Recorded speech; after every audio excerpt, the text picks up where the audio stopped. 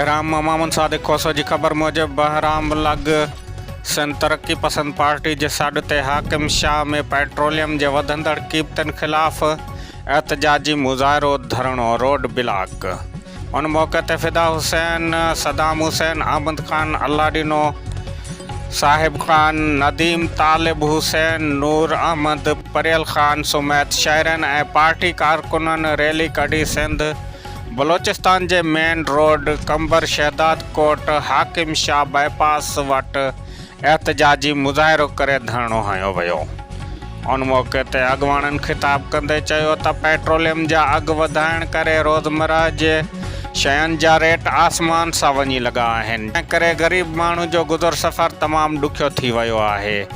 सदर पाकिस्तान वज़ीर आज़म वज़ीर आला सिंध ऐं वसवारनि खां मुतालबो कंदे चयो त फ़ौरन अघ घटाए अवाम जी बेचैनी ख़तमु कई वञे।